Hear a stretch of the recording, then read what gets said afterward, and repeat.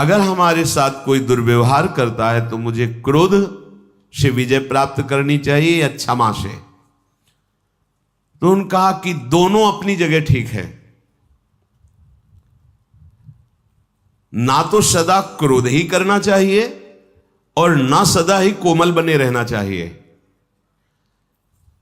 विवेक पूर्वक देखना चाहिए कि इस समय आवश्यकता किसकी है, तेज धारण करने की या शांत होकर सहने की।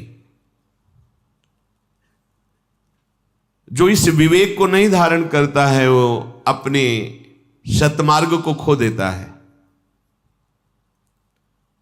अब आपके गुरु निंदा कोई कर रहा है, इष्ट निंदा कर रहा है, धर्म विरुद्ध आपके साथ व्यवहार कर रहा है, एक बार क्षमा करने का अवसर है। पहली बार जिससे मिले हो और वो गलती कर रहा है तो उससे क्षमा कीजिए, एक बार क्षमा। सावधान, अब दोबारा शब्द नहीं, एक बार क्षमा। अगर दोबारा तो आप में सामर्थ्य हो तो जबान बंद कीजिए, नहीं कान बंद कीजिए और वहां से निकल जाइए। दंड देने की सामर्थ्य अपने लोगों में नहीं है, क्योंकि ईश्वर दंडधारी है, हम उनके दास हैं, वो देख लेंगे। अपने को हट जाना चाहिए। उस सभा में, जिस सभा में अधर्म बर्ताव हो रहा है, यदि आप बैठे रहे तो उसी अधर्म के आप भी भागी बनेंगे। जिसमें संत निंदा हो रही, भगवत निंदा हो रही है, अगर वहां आप चुपचाप बैठे हैं, विरोध नहीं कर रहे हैं, तो वही पाप आपको भी लगेगा जो निंदा करने वाले को लगेगा। इसलिए या तो उठ के वहां से चल दें और या फिर उसका विरोध करें, सभा में खड़े होकर उसका विरोध करें कि आप ऐसा नहीं कर सकते। इसके करने से आप पाप से बच जाएंगे।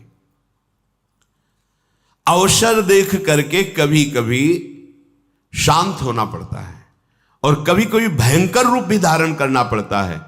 इससे वो अपने परमार्थ को बचा लेता है। तुम्हें क्षमा का अवसर बताता हूं, जैसा मनीषी पुरुषों ने अनुभव करके सिद्धांत लिखा है। जिसने कभी तुम्हारा एक बार उपकार किया हो जीवन में, बड़े से बड़ा अपराध बन जाए तो उसको एक बार माफ कर दीजिए, क्योंकि उसने उपकार किया। कभी थोड़ा भी तुम्हारा हित किया है और उससे यदि अपराध बन जाए तो पहले के उपकार का स्मरण करके बिना दंड दिए उसे छोड़ देना चाहिए। जाइए आप, इससे तुम्हारा क्षमा बल बढ़ेगा।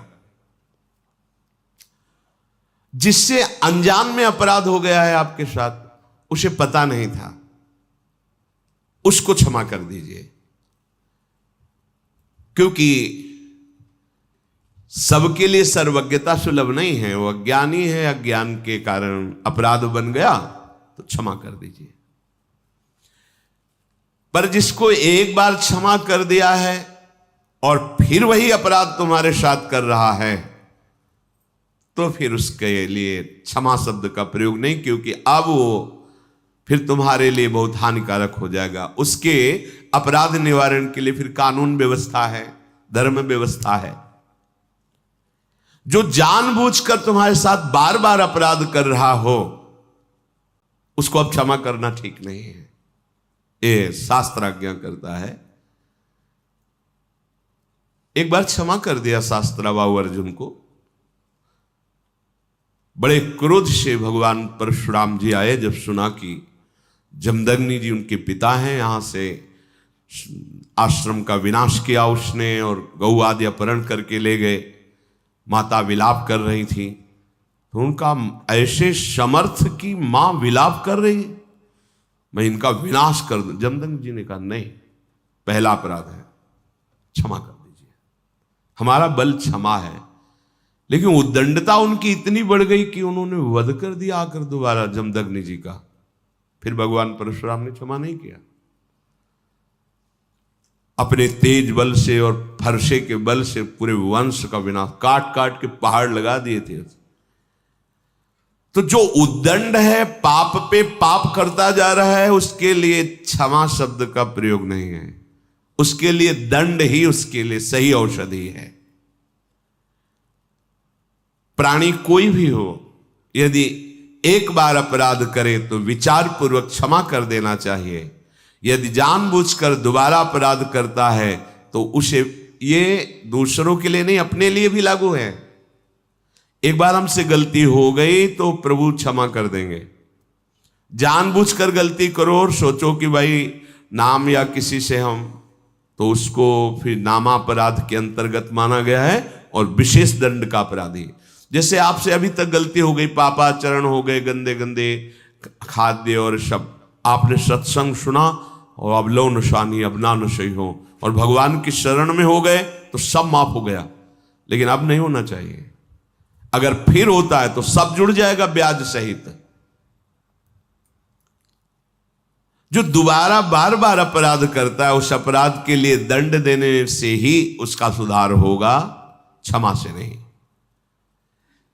अच्छी तरह जांच पड़ताल कर ले और जब ये सिद्ध हो जाए कि ये अमुक बार बार अपराध कर रहा है तो उसके क्षमा योग्य बर्ताव नहीं करना चाहिए, क्योंकि उसका सुधार हो जाएगा, उसके अपराध का दंड यदि उसे मिलेगा। कोमल स्वभाव और उग्र स्वभाव ये दोनों होने चाहिए। अगर कोमल ही स्वभाव एकदम बनाए रखोगे तो फिर धर्म का भी पालन नहीं कर सकते हो। कई बार जैसे कहा है कि आपकी दृष्टि में पावर होना चाहिए। आप देख के मुस्कुरा दिए, आप ऐसे सरल ढंग से देख, कोई भी आपको बात करेगा, छेड़ेगा, परेशान करेगा। अंदर से भगवत चिंतन चल रहा है, सबके प्रति भगवत भाव है, लेकिन आपकी दृष्टि में बचाइए अपनी दृष्टि को, तो आपकी दृष्टि में सामर्थ्य आ जाएगी। ऐसे ही आप जो देखते रहते हैं आपकी दृष्टि शक्तिहीन होती रहती है। संत अपनी दृष्टि को, तो जितना आप अपनी नेत्रेंद्रिय को फिर आप देखेंगे तो सामने वाले के अंदर जो अपराध वृत्ति भयभीत हो जाएगा। दृष्टि में बहुत तक सगर के जो 60,000 पुत्र थे, बड़ी मनमानी करके वो किसी ने घोड़ा बांध दिया था कपिल आश्रम में। भगवान कपिल देव जी तो अपने ध्यान में ही थे, बड़ी उद्दंडता शुरू कर दी आश्रम में। तो केवल देखा ही था, भस्म हो गए। संकल्प नहीं किया था, ऐसा शास्त्र में लिखा है कि उन्होंने संकल्प किया हो जाओ भस्म, ऐसा कुछ नहीं, केवल देखा ही था, भस्म हो गए। उन्हीं के उद्धार के लिए तो भागीरथी गंगा जी का प्रादुर्भाव भूतल पर हुआ। तो सदैव कोमल स्वभाव नहीं रखना चाहिए। प्राय हमने महापुरुषों में भी देखा है, कभी कोमल बर्ताव तो कभी उग्र स्वरूप। उसे क्या होता है कि उद्दंड मनों पर अपने आप शासन होता है। बहुत दयालु हैं, बहुत कृपालु हैं, बहुत करुणामय हैं, तो आप देखो तुम्हारे मन की दशा क्या। अरे कुछ नहीं, 2 मिनट के बाद तो देखते हैं ना। और जब ये पता है कि अगर तो फिर हमें दंड मिलेगा, निष्कासित कर दिए जाएंगे, नाना प्रकार का क्लेश मिलेगा, तो मन भयभीत होकर सतमार्ग में चलता है। संसार में विद्या, कला, कविता, साहित्य और राजसत्ता बड़ी चमत्कारी वस्तुएं हैं, क्योंकि व्यक्ति इन्हें पाकर सारे संसार को जीत सकता है। लेकिन आचरण की सभ्यता इन सबसे अधिक चमत्कारी है। इस सभ्यता को पाकर एक व्यक्ति अत्यधिक निर्धन होते हुए भी संसार के सबसे धनवान लोगों के हृदय पर राज कर सकता है। अर्थात वह राजा पर भी अपने आचरण का जादू चला सकता है और उस पर शासन कर सकता है। वो अपने आचरण से उन्हें प्रभावित कर सकता है और सम्मान का पात्र बन सकता है। आचरण की सभ्यता के दर्शन करके अर्थात उसे प्राप्त करके व्यक्ति अपनी कला, साहित्य और संगीत की नई ऊंचाइयों तक पहुंच सकता है। इसके द्वारा व्यक्ति के राग में इतनी मधुरता आ जाती है कि सुनने वाला उसका अनुपायी हो जाता है। सभ्यता के आचरण को अपनाकर व्यक्ति के ज्ञान का तीसरा नेत्र खुल जाता है, अर्थात व्यक्ति प्रकांड ज्ञानवान हो जाता है।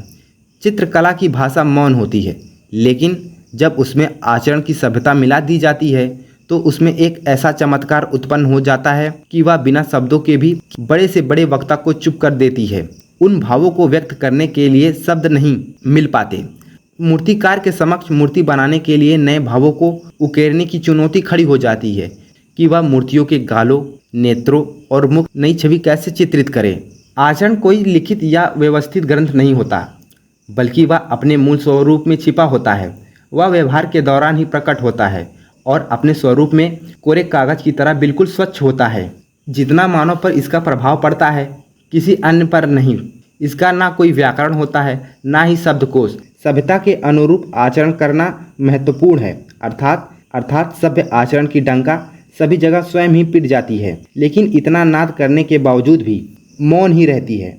वह लोगों को सभ्य आचरण करने मुख रखकर ही व्याख्यान कर देता है। ये राग गाता हुआ भी या राग के सुर के भीतर विद्यमान रहता है, एक ऐसा ईश्वरीय गुण जिसे बोलकर बताना नहीं पड़ता। सभ्य आचरण का प्रभाव सामने वाले के सीधे मन मस्तिष्क पर पड़ता है। आचरण की सभ्यता वस्तुतः मृदु वचनों की मिठास में छिपी हुई होती है। नम्रता, दया, प्रेम, उदारता आदि सभ्य आचरण करने वाले संबंधित भाषा की ही मौन व्याख्या है। अर्थात सभ्य व्यक्ति को कुछ कहने की आवश्यकता नहीं होती, वह तो अपने आचार विचार व अपने शुद्ध सात्विक आचरण से ही पहचाना जा सकता है। यह मौन व्याख्यान का मनुष्य के जीवन पर गहरा प्रभाव डालता है, जो उसके जीवन पर लंबे समय तक छाया रहता है, उसकी आत्मा का हिस्सा तक बन जाता है। अर्थात सादा आचरण मनुष्य की आत्मा को स्थायी बनाता है। आचरण के मौन का कथन बहुत महत्वपूर्ण होता है, क्योंकि उसका संबंध हृदय अथवा आत्मा से है।